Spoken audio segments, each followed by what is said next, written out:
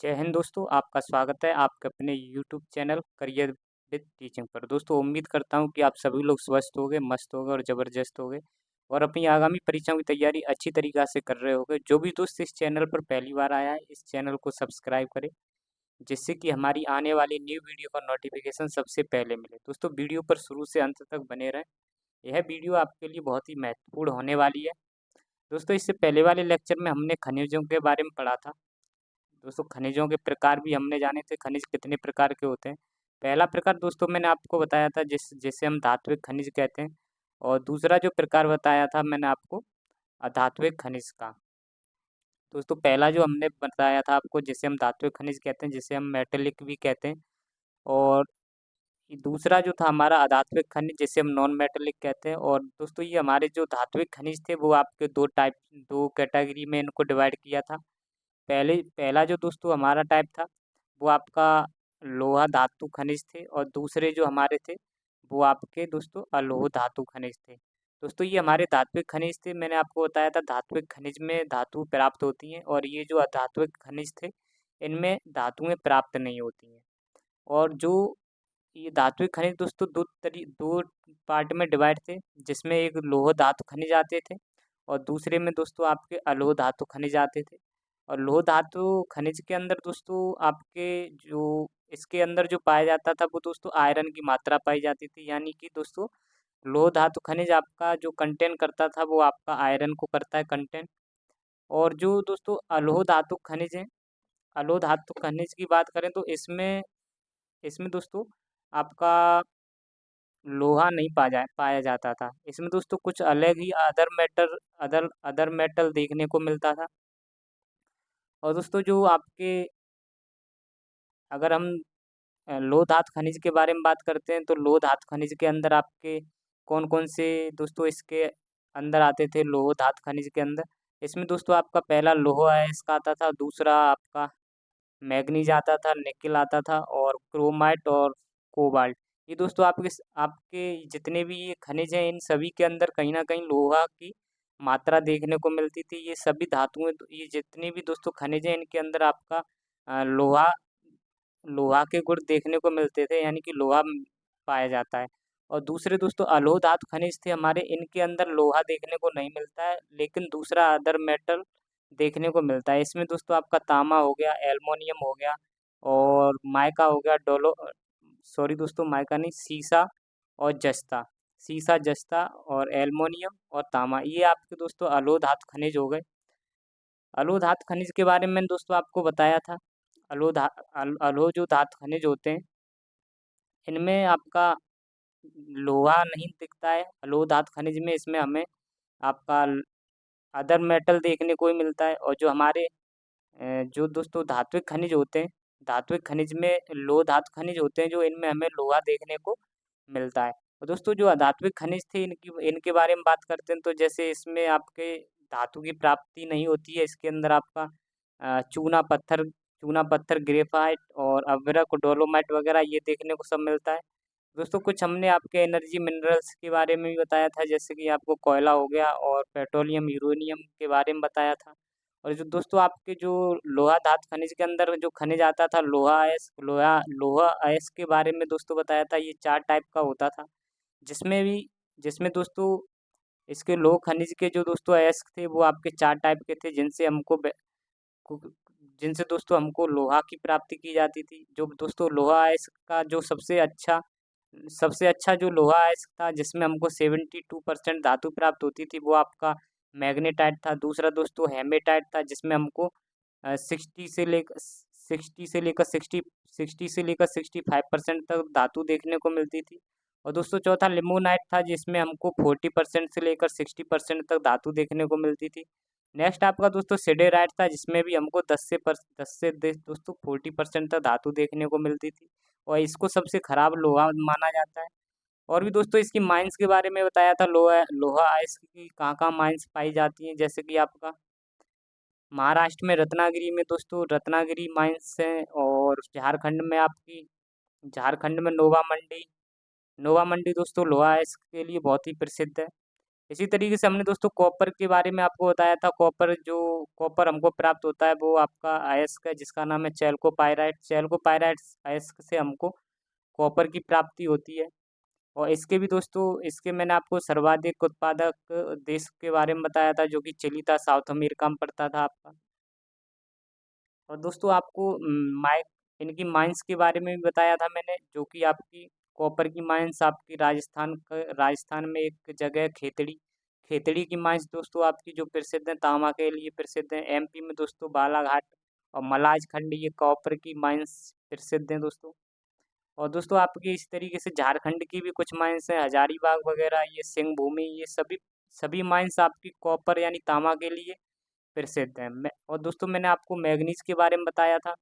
Manganese के बारे में बताया था दोस्तों, जो कि हमको आपका ब्रोनाइट और साइलोमेलिन नाम के अयस्क से हमको मैग्नीज प्राप्त होता है। और दोस्तों जिसके उत्पादक देश के बारे में भी बताया मैंने, और इसकी माइंस के बारे में बताया था। काली हांडी माइंस है दोस्तों मैग्नीज की, जो कि आपकी उड़ीसा में पड़ती हैं। और दोस्तों नेक्स्ट हमने बॉक्साइट के बारे में जिक्र किया था। बॉक्साइट के बारे में आपको बताया था। बॉक्साइट जो कि आपका एल्युमिनियम का अयस्क होता है। एल्युमिनियम जो हमें प्राप्त होता है बॉक्साइट से प्राप्त होता है। और जिसकी माइंस दोस्तों आपकी उड़ीसा के कालाहांडी माइंस जो कि प्रसिद्ध है दोस्तों आपकी एल्युमिनियम के लिए। और पंचमत माली भी ये दोस्तों आपकी प्रसिद्ध है एल्युमिनियम के लिए। और इनके जो दोस्तों एक और है आपकी दोस्तों झारखंड में लोहरदगा हो गया, एमपी में अमरकंटक दोस्तों, ये माइंस प्रसिद्ध है आपकी एल्युमिनियम के लिए। तो नेक्स्ट दोस्तों हमारा जो इसमें इस वाली वीडियो में दोस्तों नेक्स्ट जो हमारा धातु रहेगा वो है दोस्तों सोना। सोना के बारे में पढ़ेंगे दोस्तों इस वीडियो में, जिसे हम गोल्ड कहते हैं। अगर हम दोस्तों गोल्ड की बात करते हैं, जो गोल्ड यानी कि सोना हमको जो प्राप्त होता है, किस अयस्क से यह प्राप्त होता है। पहली बात तो दोस्तों ये सोना हो गया, आपका चांदी हो गए। सोना चांदी ऐसे ये धातु हैं जो जो कि कभी भी स्वतंत्र इनकी कभी भी स्वतंत्र खाने देखने को नहीं मिलती हैं। ये हमेशा किसी न किसी धातु के साथ देखने को मिलते हैं, चाहे वो आपका शीशा हो गया, चाहे जस्ता हो गया। इन सभी धातुओं के साथ दोस्तों ये सोना चांदी देखने को मिलेंगे। इनकी कहीं पर भी स्वतंत्र रूप से खाने देखने को नहीं मिलती हैं। और नेक्स्ट अगर इस पॉइंट में बात करते हैं तो सोना जो है, सोना है आपका गोल्ड है, यह हमें दोस्तों जो सोना प्राप्त होता है वो आपका एक अयस्क है और है जिसको हम कैल्वेराइट कहते हैं, कैलेवराइट बोलते हैं। कैल्वेराइट अयस्क से दोस्तों इसको कैल्वेराइट अयस्क को हम दोस्तों फैक्ट्रियों में, कारखानों में बेचते हैं। और जो कि रिफाइन करने के बाद दोस्तों इसको प्यूरीफाई करने के बाद हमको सोना धातु प्राप्त होती है, जिससे गोल्ड कहा जाता है। अगर इसके कुछ पॉइंट की बात करते हैं तो सोना जो है दोस्तों यह सीसा जस्ता तथा चांदी के साथ पाया जाता है। मैंने आपको बताया था इसकी कहीं पर भी स्वतंत्र रूप से खाने देखने को नहीं मिलेंगी। और यह दोस्तों सीसा हो गया, चांदी हो गया, सीसा चांदी और जस्ता के साथ चिपका हुआ देखने को मिलता है। आपका चांदी भी दोस्तों सीसा जस्ता के साथ चिपके हुए मिलेगी। यानी कि कहीं स्पेशली स्वतंत्र रूप से कहीं खाने नहीं है। नेक्स्ट दोस्तों बात करते हैं सोना गोल्ड की। इसका जो शीर्ष उत्पादक देश जो है वो आपका पहले नंबर पर है जो दोस्तों चीन है। यानी कि सोने सोने के उत्पादन में चीन सबसे पहले नंबर पर है। और दोस्तों सोना सोने के उत्पादन में दूसरे नंबर पर है दोस्तों आपका ऑस्ट्रेलिया। दोस्तों सोने के उत्पादन में ऑस्ट्रेलिया दूसरे नंबर पर है, और सोने सोने के उत्पादन में चीन दोस्तों पहले नंबर पर है। और दोस्तों अगर हम अपने भारत के दृष्टिकोण से देखें, भारत के दृष्टिकोण से अगर बात करें तो दोस्तों कर्नाटक राज्य है। और कर्नाटक राज्य दोस्तों हमारा जो है सोने के उत्पादन में सबसे पहले नंबर पर है। सोने के उत्पादन में कर्नाटक पहले नंबर पर है।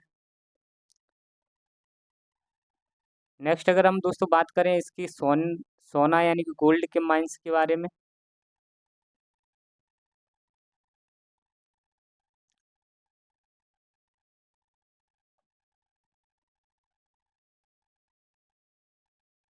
तो इसकी जो माइंस हैं दोस्तों, इसकी माइंस जो यानी माइंस क्या होता है मैंने आपको बताया था। ये जो माइंस है, माइंस से क्या होता है दोस्तों कि आपकी जहाँ से कुछ भी किसी भी धातु को खोद कर निकाला जाता है, उसी को दोस्तों खाने कहते हैं, उन्हीं को हम माइंस कहते हैं।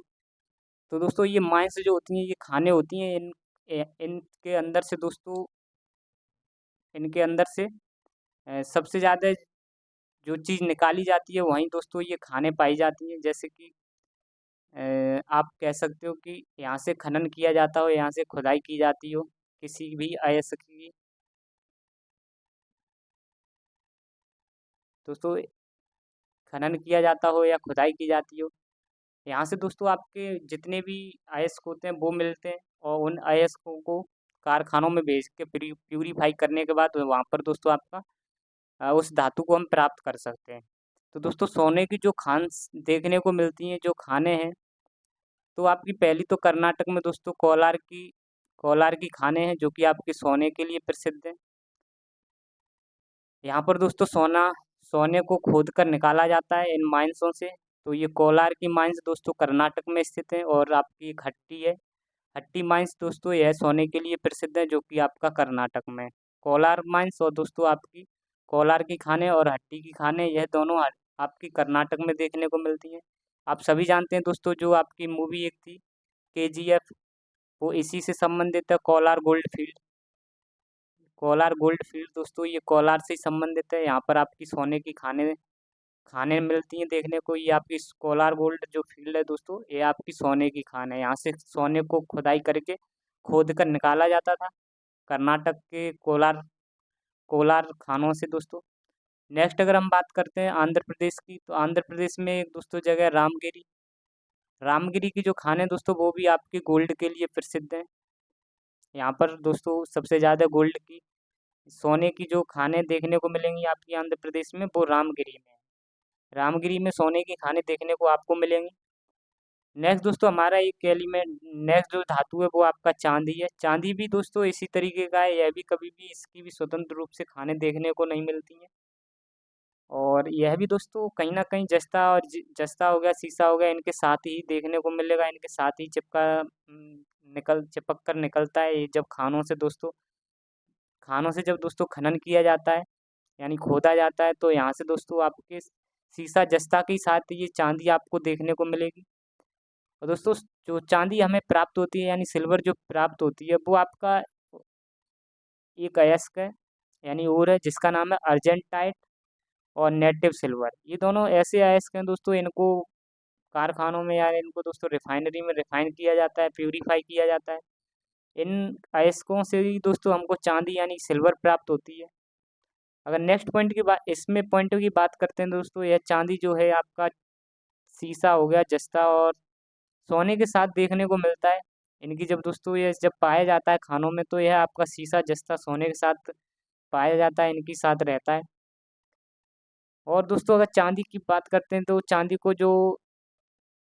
चांदी को उत्पादन करने में जो शीर्ष देश है वो आपका मैक्सिको है। और अगर हम दोस्तों चांदी को उत्पादन करने में अगर राज्य की बात करते हैं कौन सा राज्य सबसे ज़्यादा उत्पादन करता है चांदी का, तो वो आपका दोस्तों राजस्थान हो जाएगा। राजस्थान ऐसा एक भारत का राज्य है जहाँ पर दोस्तों सबसे ज़्यादा चांदी का उत्पादन भी होता है और आपका सबसे ज़्यादा यहाँ पर दोस्तों सबसे ज़्यादा प्रोडक्शन होता है। नेक्स्ट अगर हम बात करते हैं दोस्तों चांदी की जो माइंस हैं यानी कि जो खाने हैं सबसे ज़्यादा कहाँ देखने को मिलेंगी, कहाँ पर हैं चांदी की खानें, सिल्वर की खानें। तो दोस्तों राजस्थान में इसकी जो चांदी की खान है वो आपकी जावर खाने दोस्तों जो प्रसिद्ध हैं वो आपकी चांदी के लिए सिल्वर के लिए प्रसिद्ध हैं जो कि राजस्थान में देखने को मिलती हैं। और दोस्तों यहाँ पर आपकी चांदी भी पाई जाती है। कोलार की जो खाने हैं और हट्टी की खाने ये दोस्तों जो प्रसिद्ध है चांदी के लिए ये कर्नाटक में प्रसिद्ध है। कर्नाटक में हमें कोलार की खाने और हट्टी की खानी ये आपकी चांदी के लिए भी प्रसिद्ध है और सोने के लिए भी प्रसिद्ध है। दोनों चीज़ों के लिए दोस्तों ये आपकी कोलार और हट्टी ये दोनों खाने दोस्तों आपकी सोने के लिए और चांदी के लिए दोनों के लिए प्रसिद्ध है। अगर हम दोस्तों नेक्स्ट पॉइंट की बात करते हैं जो हमारा तीसरा जो दोस्तों ये हमारा धात्विक है दोस्तों, इसमें धातु देखने को नहीं मिलेगी क्योंकि दोस्तों मैंने आपको बताया था एक धात्विक खनिज होते हैं और एक अधात्विक खनिज होते हैं। तो दोस्तों जो धात्विक खनिज होते हैं उनमें मैंने बताया था ये भी 2 टाइप के होते हैं, एक लौह धातु खनिज और एक अलोह धातु खनिज।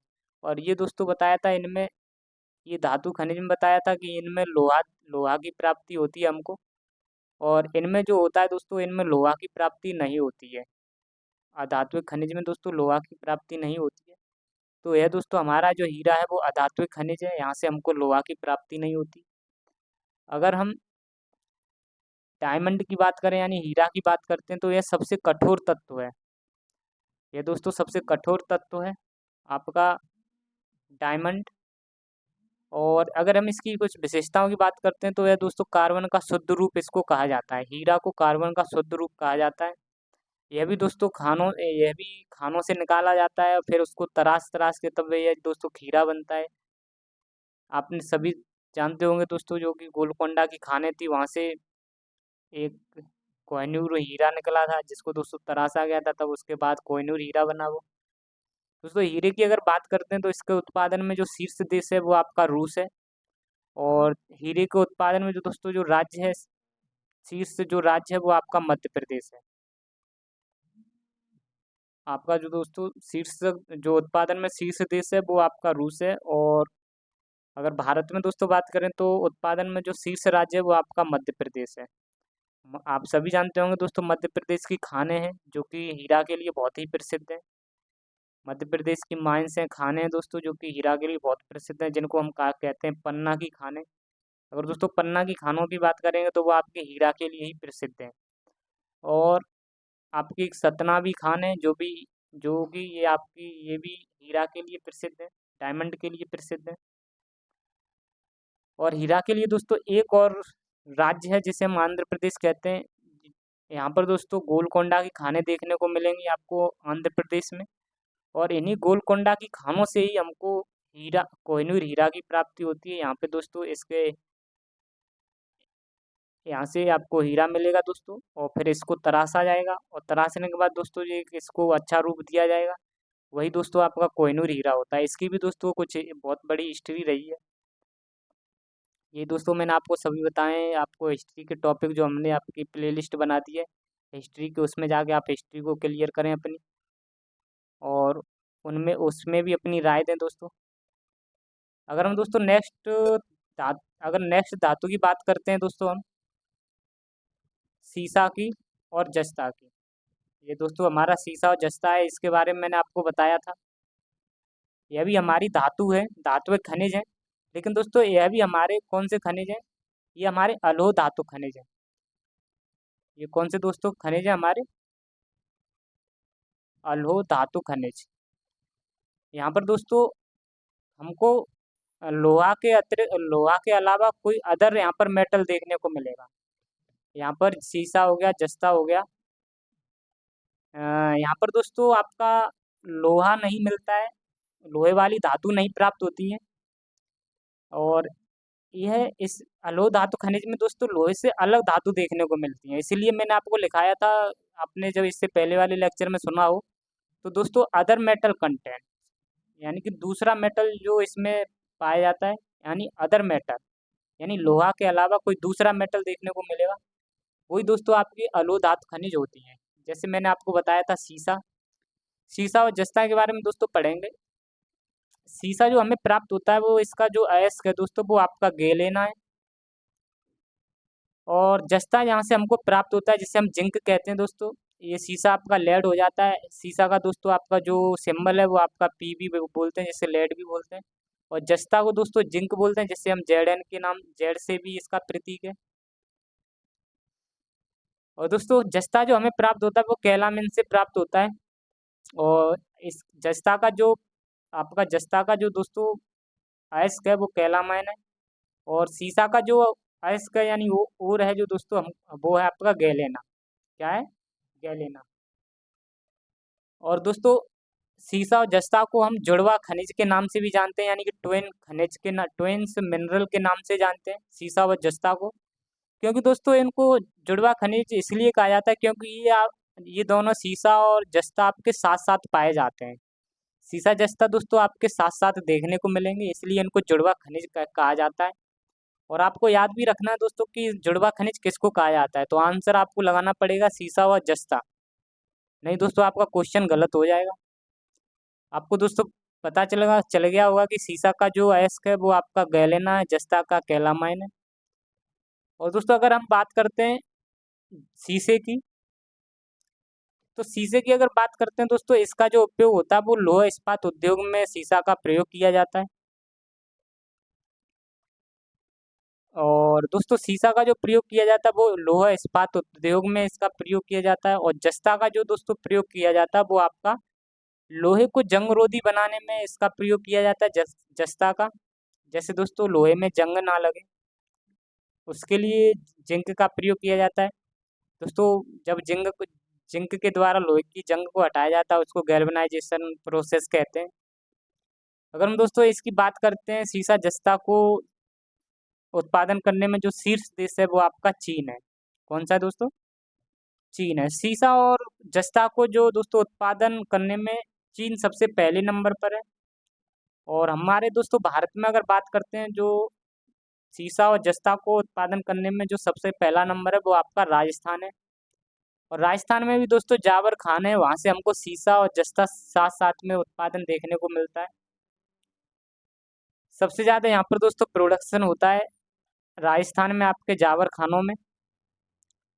और नेक्स्ट दोस्तों आपका नेक्स्ट बात करें हम, एक दोस्तों एक और आपका नेक्स्ट जो धातु है, यह जो धातु है वो ये दोस्तों आपकी धातु में भी ये दोस्तों आपकी अधात्विक खनिज में आता है। ये दोस्तों अधात्विक खनिज में आता है आपका। अधात्विक खनिज क्या होते हैं दोस्तों? मैंने आपको बताया था इनमें धातु धातु नहीं पाई जाती है। इसमें दोस्तों धातु नहीं पाई जाती हैं, ये आपके अधात्विक खनिज होते हैं दोस्तों। इसमें दोस्तों मैंने आपको चूना पत्थर बताया था, ग्रेफाइट भी बताया था, अभ्रक हीरा भी बताया था, और अभ्रक अभ्रक अभ्रक हो गया। अभ्रक दोस्तों आपका जिसे हम माइका भी बोलते हैं। और अभ्रक एक दोस्तों विद्युत का कुचालक है। सबसे बड़ा दोस्तों ये बेड कंडक्टर है, जिसे हम दोस्तों बोलते हैं यहाँ से अभ्रक से आपकी बिजली पास नहीं हो सकती। बिजली को दोस्तों पास नहीं होने देता आपका अभ्रक, इसलिए दोस्तों बेड कंडक्टर है।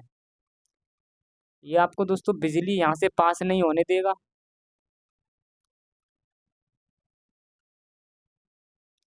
इसलिए दोस्तों विद्युत का सब कुचालक इसको कहा जाता है अभ्रक को। और इसका प्रयोग दोस्तों इलेक्ट्रॉनिक फील्ड में इसका प्रयोग किया जाता है। जैसे दोस्तों सभी आप सभी जानते हो, जैसे कि जब माइका आपके जो दोस्तों ट्रांसफार्मर के ऊपर दोस्तों वो गोल गोल से लगे होते हैं, उनमें से जो तार केबल बड़े बड़े तार निकले होते हैं दोस्तों, हाई वोल्टेज की जो केबलें निकली होती हैं, वहाँ पर दोस्तों इन माइका का प्रयोग किया जाता है। जो मिट्टी जैसे आपको दिखते होंगे बने होते हैं गोल गोल से। और आपके दोस्तों जो ये मोबाइल की स्क्रीन है इसमें भी इसका प्रयोग किया जाता है अभ्रक का। दोस्तों आपके मोबाइल और आपके डायनोमो हो गए उनमें भी इसका प्रयोग किया जाता है अभ्रक का। और भी दोस्तों जैसे कि आपका कंडेंसर हो गया, कंडेंसर में भी दोस्तों इसका प्रयोग किया जाता है। अभ्रक के बहुत सारे प्रयोग हैं दोस्तों। और जो अभ्रक हमको जो प्राप्त होता है वो दोस्तों आपका एक अयस्क है जिसका नाम है पैगमेटाइट्स। पैगमेटाइट्स दोस्तों एक अयस्क है जिससे हमको पैगमेटाइट से हमको अभ्रक प्राप्त होता है, माइका प्राप्त होता है। और अगर दोस्तों अभ्रक की बात करें, इसको उत्पादन करने में जो शीर्ष है वो दोस्तों हमारा खुद का देश भारत है। भारत में दोस्तों सबसे ज़्यादा इसका उत्पादन किया जाता है अभ्रक का। और अभ्रक का दोस्तों भारत में भी दोस्तों जो सबसे ज़्यादा उत्पादन करने में जो शीर्ष राज्य है वो आपका आंध्र प्रदेश है। आंध्र प्रदेश में दोस्तों सबसे ज़्यादा इसका उत्पादन किया जाता है, प्रोडक्शन किया जाता है। और आंध्र प्रदेश के अंदर भी दोस्तों एक जिला पड़ता है नेल्लूर जिला। नेल्लूर जिला जो है वो दोस्तों आपका नेल्लूर जिला है ये दोस्तों आपका जो सबसे ज़्यादा प्रसिद्ध है वो आपका अभ्रक के लिए ही प्रसिद्ध है। यहाँ पर दोस्तों सबसे ज़्यादा अभ्रक पाया जाता है, इसके उत्पादन किया जाता है। दूसरा दोस्तों झारखंड है, और यहाँ पर भी अभ्रक के लिए दोस्तों यह भी प्रसिद्ध है। लेकिन दोस्तों आपको आंध्र प्रदेश याद रखना है, आंध्र प्रदेश से क्वेश्चन बना भी है अभ्रक सबसे ज़्यादा किस राज्य में पाया जाता है, तो आपको आंध्र प्रदेश याद रखना है। और नेक्स्ट दोस्तों अगर हम नेक्स्ट जो हमारा एक धातु है जिससे दोस्तों हम यूरेनियम कहते हैं। अगर नेक्स्ट दोस्तों यूरेनियम की अगर बात करते हैं, तो यह यूरेनियम जो दोस्तों हमको प्राप्त होता है वो पिच ब्लेंड से हमको यह प्राप्त होता है। पिच ब्लेंड एक अयस्क है और है दोस्तों, इसको हम यहाँ से दोस्तों इसको हम कारखानों में भेजकर इसको प्यूरीफाई करके दोस्तों हमको यूरेनियम प्राप्त होती है। और यूरेनियम को दोस्तों एक नाम इसको और अलग चीज़ से जाना जाता है, इसको हम मेटल ऑफ होप कहते हैं दोस्तों। इसको एक और नाम है जिससे हम इसको कहते हैं मेटल ऑफ होप। तो क्वेश्चन पूछा भी जाता है दोस्तों, मेटल ऑफ होप किसको कहा जाता है, तो आपको याद रखना है यूरेनियम। और यूरेनियम को जो सबसे ज़्यादा उत्पादन करने में जो देश है उसका नाम है कजाकिस्तान। कजाकिस्तान में दोस्तों इसके बहुत सारे भंडार देखने को मिलते हैं। यहाँ पर दोस्तों कजाकिस्तान इसके लिए प्रसिद्ध भी है यूरेनियम के लिए। और हम अपने भारत राज्य में बात करते हैं दोस्तों, झारखंड हमारा जो दोस्तों, अगर हम बात करते हैं झारखंड में, हमारे जो भारत में एक राज्य झारखंड, यहाँ पर दोस्तों झारखंड में एक खाने हैं जो दोस्तों आपकी जादूगोड़ा की खाने। यहाँ पर जादूगोड़ा की खोज की गई थी दोस्तों यूरेनियम की। यहाँ पर यूरेनियम के बहुत सारे भंडार देखने के लिए मिले। और जो कि दोस्तों आपका सिंह भूमि जिले के अंदर आते आया ये आपका जादूगोड़ा जगह है दोस्तों। जादूगोड़ा जो प्रसिद्ध आपके यूरेनियम के, यहाँ पर दोस्तों उत्पादन ज़्यादा देखा जाता है, यूरेनियम के लिए ज़्यादा प्रसिद्ध है ये। और ऐसी दोस्तों आंध्र प्रदेश की एक जगह है तुमलपल्ली। तुमलपल्ली दोस्तों जो प्रसिद्ध है आपका यूरेनियम के लिए सबसे ज़्यादा प्रसिद्ध है। तुमलपल्ली दोस्तों आंध्र प्रदेश में पड़ता है आपका। आंध्र प्रदेश में तुमलपल्ली यूरेनियम के लिए सबसे ज़्यादा प्रसिद्ध है। यहाँ पर यूरेनियम की खानें देखने को मिलती है। यूरेनियम सबसे ज़्यादा दोस्तों देखने को मिलता है आंध्र प्रदेश में। आई होप दोस्तों, उम्मीद करता हूँ कि आपको यह पॉइंट समझ में आए होंगे। मैंने आपको पढ़ाया था दोस्तों, धात्विक खनिज के बारे में बताया। और नेक्स्ट दोस्तों धात्विक खनिज के बारे में जिसे हम बोलते हैं आपका दोस्तों मेटेलिक बोलते हैं। और दूसरा धात्विक खनिज के बारे में बताया था दोस्तों। इसके इसके भी कुछ टाइप थे, आपके धात्विक खनिज के दो टाइप थे और उनके बारे में बताया दोस्तों। जैसे कि आपका एक था लोह धातु खनिज, दूसरा अलोह धातु खनिज। और इसमें भी दोस्तों अलग अलग तरीके से मैंने बताए थे कौन कौन से धातु पड़ते हैं। और ये जो दोस्तों लोह धातु खनिज के अंदर हमको लोहा देखने को मिलता है और यहाँ पर हमको लोहा देखने को नहीं मिलता है। इस तरीके से दोस्तों आपको ये सभी मैंने बताए। आई होप, उम्मीद करता हूँ कि आपको ये पॉइंट समझ में आए होंगे सभी। और दोस्तों अब नेक्स्ट जो हम पढ़ने वाले हैं फॉसिल फ्यूल्स के बारे में पढ़ने वाले हैं, जिन्हें हम जीवाश्म ईंधन कहते हैं। इसको पढ़ने से पहले दोस्तों मैं आपको बता देता हूँ जीवाश्म ईंधन होते क्या हैं। जीवाश्म ईंधन ईंधन की अगर हम बात करें तो दोस्तों ये ऐसे ईंधन होते हैं, ये दोस्तों ऐसे ईंधन होते हैं जो कि जीवों के अंशों से बनते हैं। जीवों के अंशों से बनते हैं।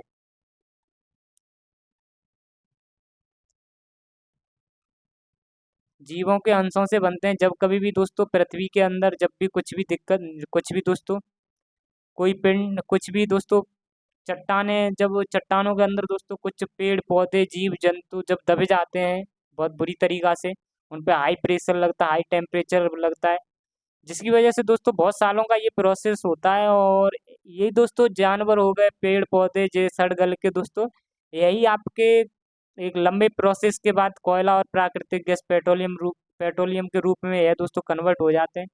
इनको ही हम दोस्तों जीवाश्म ईंधन कहते हैं, यानी कि फॉसिल्स फ्यूल्स कहते हैं। तो इसकी डेफिनेशन जो है दोस्तों, इसका निर्माण, जीवाश्म ईंधन का जो निर्माण होता है वो जीवों तथा वनस्पति के लंबे समय तक जमीन में हाई टेम्परेचर और हाई प्रेशर पर दबने से दोस्तों इनका निर्माण हुआ है जीवाश्म ईंधनों का, जिसमें दोस्तों आपका कोयला का निर्माण हुआ है, प्राकृतिक गैस का निर्माण हुआ है और आपका पेट्रोलियम का निर्माण हुआ है। ये दोस्तों आपके जितने भी ये तीनों जो हैं वो आपके जीवाश्म ईंधन है। और दोस्तों कहा जाता है यह दोस्तों कुछ सालों के बाद आने वाले भविष्य में दोस्तों ये ईंधन जब एक दिन समाप्त भी हो जाएंगे। और दोस्तों ये समाप्त हो जाएंगे, इसलिए हम इनको नॉन रेन्यूएबल सोर्स भी कहते हैं, यानी कि दोस्तों इनको हम गैर नवीनीकृत भी गैर न, नवीनीकृत नवीनीकृत स्रोत भी कहते हैं। ये दोस्तों हमारे नॉन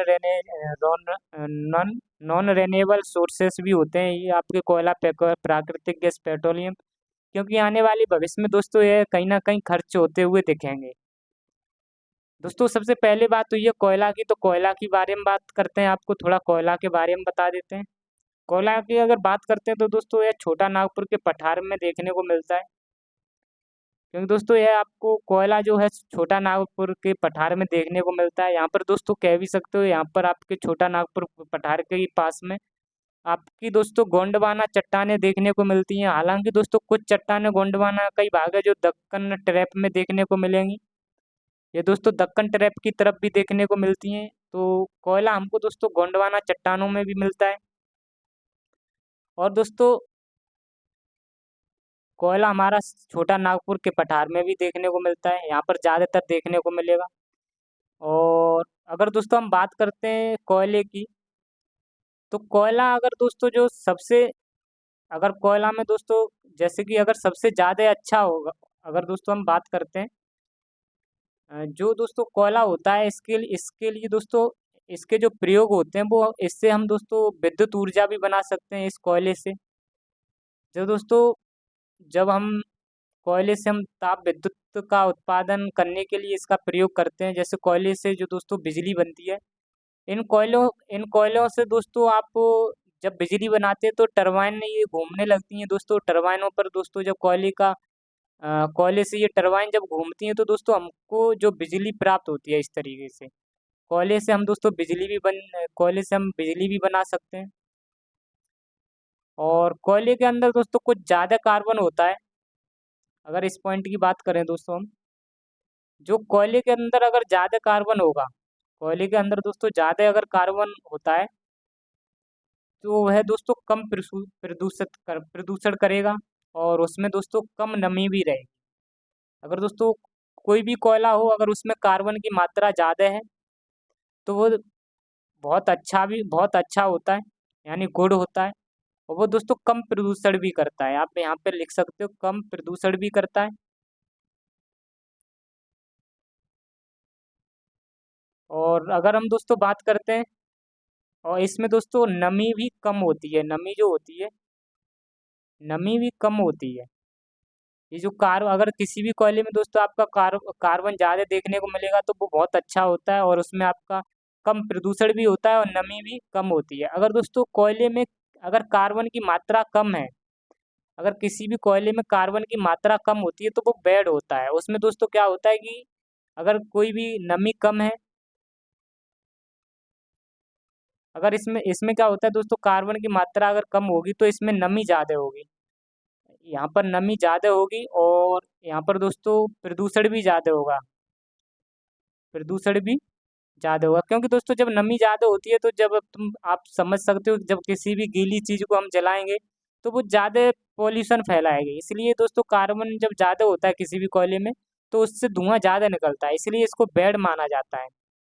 तो कोयले की अगर बात करते हैं तो दोस्तों इसके उत्पादन में जो सबसे शीर्ष देश हैं, कोयले को उत्पादन करने में सबसे शीर्ष देश हैं, जो सबसे पहला आता है नाम दोस्तों चीन का।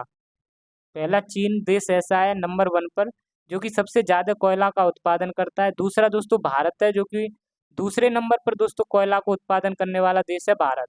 और तीसरे नंबर पर दोस्तों कोयला का उत्पादन करने वाला देश है यूएसए। और दोस्तों अगर हम भारत के राज्य में बात करते हैं, भारत के राज्य की अगर बात करें तो दोस्तों ये दोस्तों जो भारत के जो राज्य हैं जिसमें से सबसे ज़्यादा जो उत्पादन किया जाता है वो आपका कोयले का छत्तीसगढ़ में किया जाता है। और दोस्तों दूसरा है आपका भंडार, वो आपका झारखंड झारखंड में देखने को मिलेगा। और ये दोस्तों आपका छत्तीसगढ़ और झारखंड ये दोनों छोटा नागपुर के पठार के अंदर ही आते हैं। ये दोस्तों सबसे ज़्यादा उत्पादन भी छत्तीसगढ़ में होता है, और भंडार जो है दोस्तों कोयले के वो झारखंड में है। वो ये दोनों राज्य दोस्तों आपके छोटा नागपुर के पठार के अंतर्गत आते हैं। मैंने आपको बताया था दोस्तों उत्पादन में जो दोस्तों जिसका खनन खनन ज़्यादा होता है, खुदाई भी ज़्यादा होती है, और दोस्तों बेचा भी ज़्यादा हो, खुदाई भी ज़्यादा हो दोस्तों, बेचा भी ज़्यादा जाता हो, उसको हम उत्पादन कहते हैं। इस मामले में आपका छत्तीसगढ़ आगे पर टॉप पर है। और रिजर्व करने में दोस्तों यहाँ वहाँ दोस्तों निकाले नहीं जाते, वहाँ पर जो मौजूद है रिजर्व है वो आपका झारखंड है।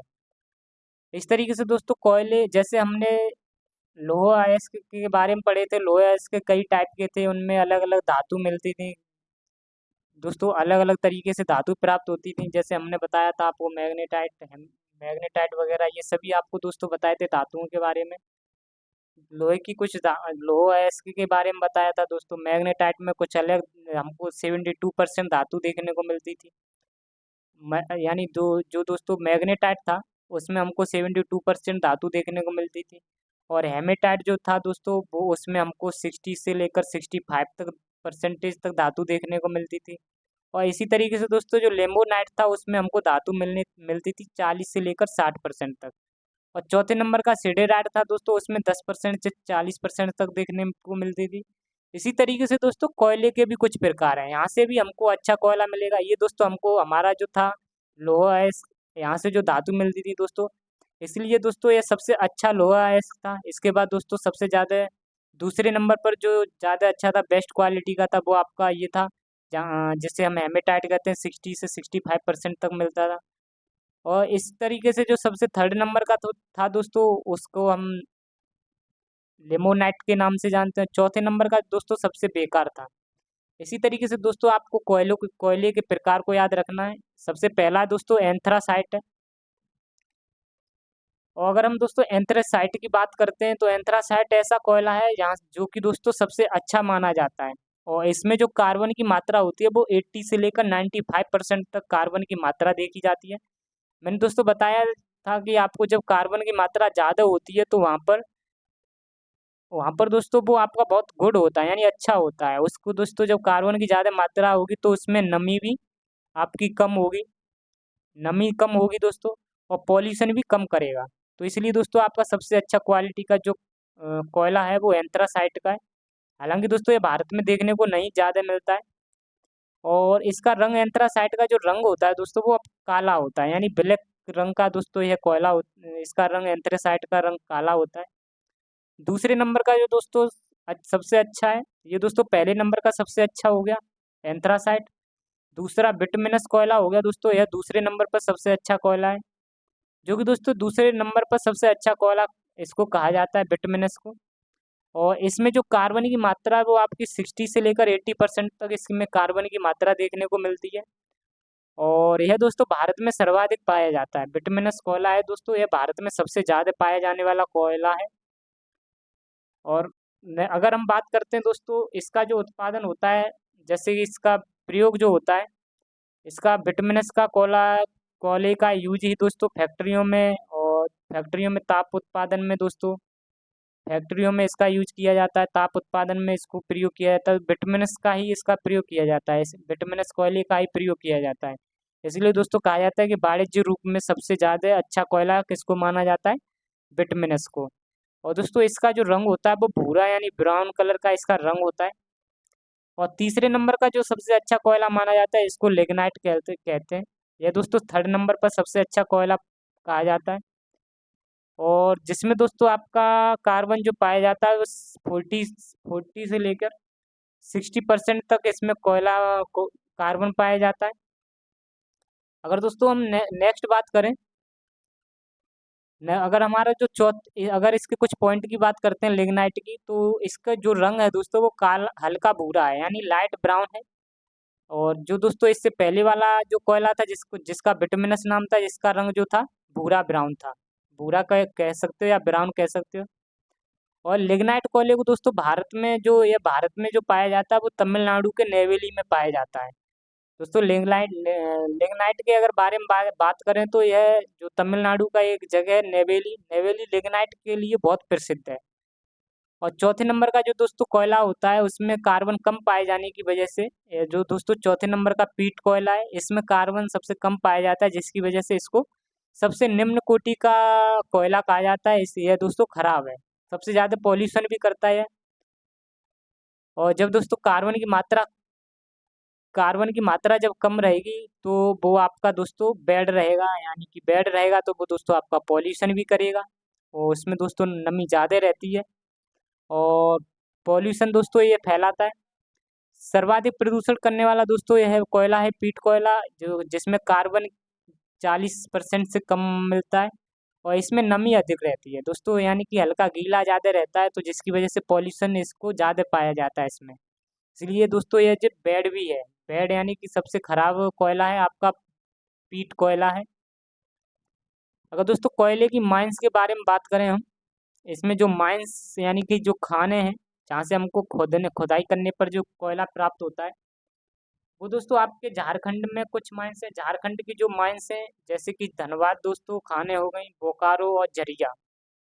धनबाद, बोकारो, झरिया में दोस्तों आपके कोयले के लिए बहुत ही प्रसिद्ध खाने हैं। और नेक्स्ट है दोस्तों वेस्ट बंगाल में जो खान है कोयले की, वो रानीगंज है दोस्तों। रानीगंज जो है यह कोयले के लिए बहुत प्रसिद्ध है। आपने इसके बेस पे दोस्तों एक मूवी भी आई है, जो कि दोस्तों सभी शायद आपने देखी हो, जो कि दोस्तों अक्षय कुमार की, जिसमें जसवंत गिल थे, उनकी बहुत बड़ी भूमिका थी। इस रानीगंज में दोस्तों एक घटना हो गई थी, जिसमें जो दोस्तों इस माइंस में जो लोग काम कर रहे थे रानीगंज के माइंस में, वो दोस्तों इसमें फंस गए थे। लगभग 65 लोग थे। और जो कि आपके दोस्तों कुछ गलती की वजह से इसमें पानी भर जाता है इस माइंस में, और ये दोस्तों 65 लोग इसमें फंस जाते हैं, जिसमें एक व्यक्ति थे जिनका जो माइंस से ही दोस्तों एक अफसर थे, ऑफिसर थे माइंस के, जो कि जसवंत गिल थे। और इन्होंने दोस्तों इन इन जो मजदूर जो काम कर रहे थे इस माइंस में, उनको दोस्तों इन्होंने बचाया भी था, और भारत सरकार ने इनको दोस्तों अवार्ड भी दिया था। यह दोस्तों जो संबंधित है वो रानीगंज से ही सब कुछ संबंधित था। यह रानीगंज ही दोस्तों आपकी कोयले के लिए बहुत प्रसिद्ध है। और चौथी दोस्तों तीसरी छत्तीसगढ़ में दोस्तों एक कोरबा माइंस है, कोयले के लिए बहुत ही प्रसिद्ध है। उड़ीसा में दोस्तों तालचेर है, यह कोयले के लिए प्रसिद्ध है। मध्य प्रदेश में सिंगरौली, और तमिलनाडु में बता दिए दोस्तों नैवेली।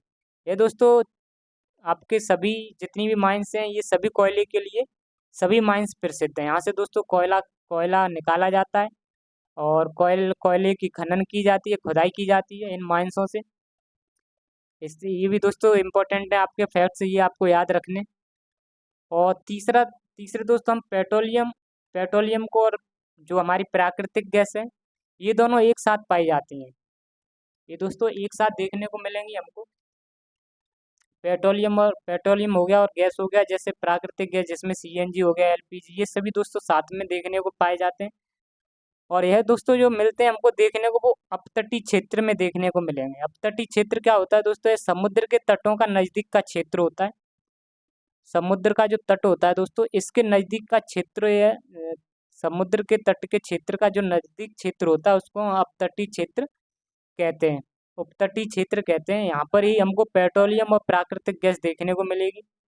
और जो प्राकृतिक गैस और पेट्रोलियम हमको जो निकालेंगे, वो दोस्तों हमें जो मिलती है, वो जमीन के अंदर मिलती है। जमीन से हमें इसको निकालते हैं।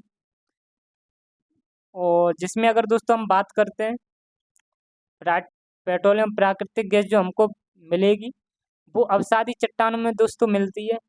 अवसादी चट्टानों से यह इसको हम दोस्तों यह पाई जाती है। जैसे कि दोस्तों आपको अवसादी जो चट्टानें आपको जब मिलेंगी, जैसे कि कोई भी चट्टान है, तो इसमें दोस्तों तीन तीन जगह से हमको देखने को मिलता है। तीन चीज़ें देखने को मिलेंगी। नीचे नीचे की तरफ दोस्तों, नीचे पानी, जो पानी है आपका, नीचे सबसे नीचे हमको जल देखने को मिलेगा, सबसे नीचे जल है। इसके बीच में दोस्तों कच्चा तेल, क्रूड ऑयल देखने को मिलता है। और इसके ऊपर दोस्तों सबसे ज़्यादा हमको प्राकृतिक गैस देखने को मिलेंगी। ये दोस्तों आपके अपतटीय क्षेत्र, जैसे कि ये समुद्र का तट है, जब इसके बाहर जो दोस्तों लगभग, जैसे कि हमारा मुंबई आई है, जो कि समुद्र तट से 176 किलोमीटर पर दोस्तों मुंबई हाई में ही पेट्रोल डीजल निकाला जाता है। तो वहाँ पर दोस्तों नीचे जल भरा हुआ है, बीच में कच्चा तेल है, बीच में इसके ऊपर प्राकृतिक गैस है। और जैसे कि दोस्तों जो गैस होती है हमारी प्राकृतिक गैस को, तो कंटेनर में आपको ये कंटेन कर ली जाती है। और ये जो दोस्तों कच्चा तेल है, कच्चे तेल को दोस्तों इसको निकाल कर रिफाइनरी में भेजकर रिफाइन किया जाता है। फिर इनसे हम पेट्रोलियम हो गया, डीजल हो गया, ये सब दोस्तों इनसे प्राप्त होते हैं। कुछ दोस्तों पेट्रोलियम कहाँ कहाँ पाया जाता है, इनके क्षेत्र के बारे में जान लेते हैं। पेट्रोलियम के जो क्षेत्र हैं, पेट्रोलियम का एक क्षेत्र है दोस्तों, राज्य है असम। असम में दोस्तों डिगबोई डिगबोई एक जगह जहाँ पर हमको पेट्रोलियम और गैस के भंडार देखने को मिलते हैं। एक सूरमा घाटी है यहाँ पर दोस्तों, पेट्रोलियम के क्षेत्र पाए जाते हैं। आपने सुना भी होगा, डिगबोई में सबसे पहले कुआं देखने को मिला था पेट्रोलियम का। दूसरा दोस्तों, गुजरात में अंकलेश्वर, अंकलेश्वर में दोस्तों भंडार हैं पेट्रोल के। और ये दोस्तों गुजरात का ये कलौल है, कलौल में भी पेट्रोल के बहुत भंडार देखने को मिलते हैं। एक्चुअली में दोस्तों पेट्रोल ही नहीं होती है, वो आपका कच्चा तेल होता है, क्रूड ऑयल होता है। जो क्रूड ऑयल होता है दोस्तों, इसको ही रिफाइनरियों में भेजकर पेट्रोल बाद में बनता है। तो यहाँ पर दोस्तों आपका पेट्रोल इस तरीके से हमको मिलता है। तो अंकलेश्वर दोस्तों, अंकलेश्वर में, करौल में आपके पेट्रोलियम के भंडार हैं। और मुंबई में दोस्तों, मुंबई से थोड़ा 176 किलोमीटर दूर एक जगह है मुंबई हाई, वहाँ से हमको 60% पेट्रोल प्राप्त होती है। यहाँ पर दोस्तों खुदाई करने से हमको 60% पेट्रोल यहाँ पर हमको प्राप्त की जाती है, प्राप्त होती है। और दोस्तों टॉप अगर देश में बात करें कि किस देश में सबसे ज़्यादा पेट्रोल का उत्पादन किया जाता है, प्रोडक्शन किया जाता है, तो सबसे पहला जो देश है दोस्तों यूएसए, दूसरे नंबर पर सऊदी अरब। सऊदी अरब में दोस्तों दूसरे नंबर पर सबसे ज़्यादा पेट्रोल को उत्पादन किया जाता है, इसका उत्पादन किया जाता है पेट्रोल का। अगर हम दोस्तों राज्य में बात करते हैं तो सबसे ज़्यादा हमारा गुजरात है, दूसरे नंबर पर राजस्थान है। ये दोस्तों दो राज्य हैं जो कि आपके पेट्रोल का उत्पादन करते हैं। अगर हम दोस्तों पेट्रोल के बाद कुछ प्राकृतिक गैस के बारे में जानें, प्राकृतिक गैस में जो सबसे शीर्ष देश है दोस्तों प्राकृतिक गैस को उत्पादित करने में, वो आपका रूस है। और हमारे भारत में दोस्तों राज्य है एक जो सबसे ज़्यादा प्राकृतिक गैस को उत्पादित करता है, एक असम राज्य है। प्राकृतिक गैस में दोस्तों आपकी सीएनजी आता है और एक एलपीजी गैस आती है। सीएनजी में दोस्तों सबसे ज़्यादा मीथेन की मात्रा देखने को मिलती है, और एलपीजी में आपका ब्यूटेन और प्रोपेन, ये दोनों दोस्तों आपके जो देखने को मिलते हैं एलपीजी गैस में देखने को मिलते हैं।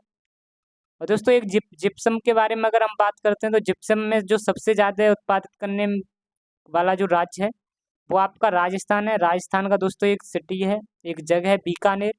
बीकानेर में सबसे ज़्यादा दोस्तों जिप्सम जिप्सम प्राप्त की जाती है, यहाँ पर सबसे ज़्यादा उत्पादित की जाती है। आई होप दोस्तों, उम्मीद करता हूँ कि आपको यह वीडियो पसंद आई है। अगर वीडियो दोस्तों पसंद आई हो तो वीडियो को लाइक करें और चैनल को सब्सक्राइब जरूर करें। आज के लिए इतना ही, मिलते हैं आपसे नेक्स्ट वीडियो में। जय हिंद, जय भारत, जय माँ सरस्वती।